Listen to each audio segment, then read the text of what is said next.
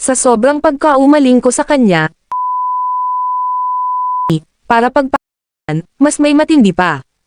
Sobra akong na-inlove sa isang babaeng kababata ko, sobrang manhid naman niya kasi, bata pa lang kami palagi na akong nasa tabi niya, bawat kailangan niya andyan ako, pag kailangan niya ng pera bigay agad ako, akala ko ramdam na niya ang pagmamahal ko sa kanya, dahil ibinigay ko naman ang lahat eh.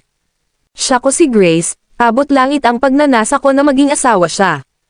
Noong ako ay nag-25 years old na, marami nang nagkakagusto sa akin, may maayos akong trabaho, may pagkagwapo, higit sa lahat may maayos na trabaho, pero kahit ako ay hindi ko maintindihan ang sarili ko.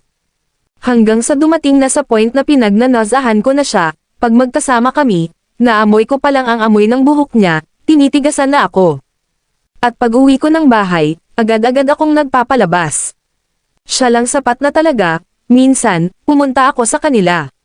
Sabi niya maliligo lang daw siya, kaya naghihintay ako, nang siya ay makatapos ng maligo, nakigamit ako ng toilet, at doon nakita ko yung labahan nila, ay kinuha ko, at inuwi ko iyon sa bahay,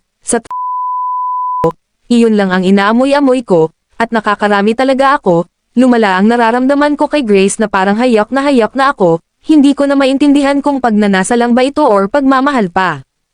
Isang araw nakita ko na lang si Grace na may kasamang ibang lalaki, at nang makita ako, ipinakilala niya sa akin ito, boyfriend daw niya, sobra akong nasaktan, parang nawalan ng buhay, nawalan ng pag-asang mabuhay, palaging balisa, at palagi akong nag-iinom.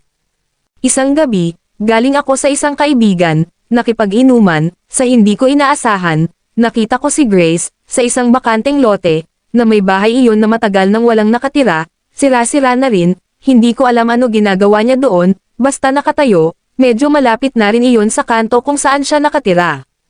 Pinagmasdan ko siya sa malayo mula sa aking motor, at may kausap siya sa phone at nag-aaway sila, at umiiyak si Grace, maya-maya pa ay kinuha ko ang bonnet ko, at sinuot ko at matalang at bibig ang kita, iniwan ko ang motor ko at lumapit ako sa kanya.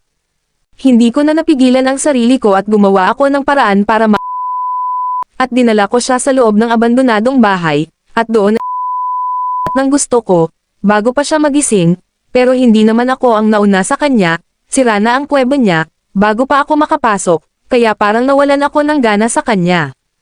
Iniwan ko na lang siya doon. Kinabukasan, hindi ko alam sa sarili ko, kung bakit nawala ng bigla ang pagkahumaling ko sa kanya, kahit pagmamahal ko ay nawala din, kapag nakikita ko siya, parang normal lang ang lahat, parang baliwala sa kanya ang nangyari noong gabing iyon, naisip ko, maling babae pala talaga ang kinahumalingan ko. Hindi niya deserve ang pagmamahal ko, dahil papalit-palit na siya ng boyfriend ngayon.